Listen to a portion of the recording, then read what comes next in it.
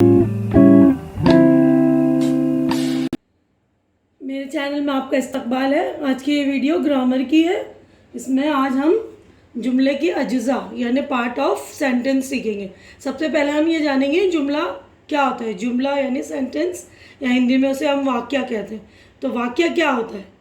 تو جملہ کی تعریف، یعنی جملہ کسے کہتے ہیں، جملہ کیا ہوتا ہے، ٹھیک ہے۔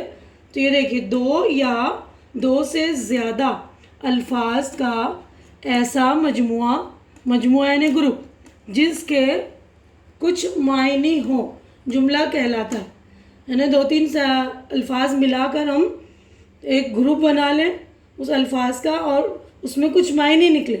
جیسا میں کہہ رہی ہوں میں جاؤں، کیا، نہیں، تو یہ کوئی معنی نہیں نکلا۔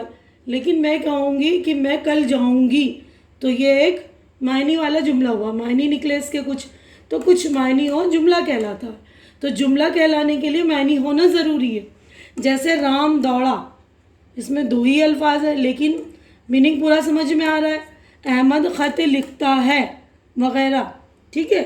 تو یہاں پر ہم جملے کے اجزاء یعنی جز واحد ہے، اور جز کی جمع اجزاء یعنی پارٹس آف سینٹنس کے پارٹس کیا کیا ہوتے ہیں، کتنے حصے ہیں جملے میں، کتنے حصے ہونے چاہیے کہ جملہ پورا ہونے کے لیے کون کون سی چیزیں ہونا ضروری ہے۔ تو دیکھیے، فعل یعنی کام، فاعل کام کرنے والا، مفعول جس پر کام کا اثر ہو، ٹھیک ہے۔ تو یہاں پر میں دیکھیے ڈیٹیلنگ میں سمجھا رہی ہوں آپ کو۔ فعل جس الفاظ سے کسی کام کا کرنا یا ہونا معلوم ہو، جیسے کھانا، دوڑنا، ہنسنا، گانا، رونا، یہ سارے لفظ جو ہیں کام ہیں۔ تو فعل کی میں نے تعریف اور ڈیٹیلنگ میں سمجھا رکھی ہے۔ فعل کی قسمیں بھی آپ میرے گرامر کے سیکشن میں جائیے گا، دیکھ لیجئے گا، پلے لسٹ میں جا کر فعل کو میں نے اچھی طرح سے ڈیٹیلنگ میں سمجھا دیا ہے۔ تو آج یہاں پر ہم جملے کے اجزاء کر رہے ہیں۔ تو جملے کے اجزاء میں پہلا فعل ہے، پھر دوسرا ہے فاعل، وہ الفاظ جو کسی کام کرنے والے کو بتلائیں، یعنی جو کام کر رہا ہے۔ جیسے انور خط لکھتا ہے، تو خط کون لکھ رہا ہے؟ انور ہے نا۔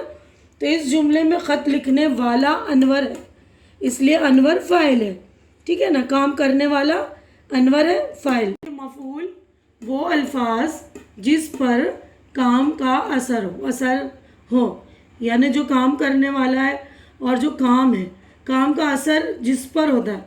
جیسے رحمت کتاب پڑھ رہا ہے، تو پڑھنے کا کام رحمت کر رہا ہے، لیکن کتاب پڑھ رہا ہے نا، تو کام کا اثر کتاب پر ہے۔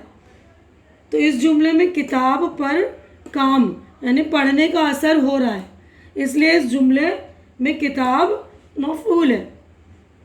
تو میرے خیال سے یہ آپ کو سمجھ میں آ ہی گیا ہوگا، بہت ہی ایزی ہے۔ تو آج کے لیے اتنا ہی۔ تو میری ویڈیو اچھی لگ رہی ہے تو اس کو لائک کیجئے، اور ضرورت مند بچوں میں شیئر کیجئے، اور میرا چینل سبسکرائب کیجئے، اور میرا حوصلہ افزائی کیجئے۔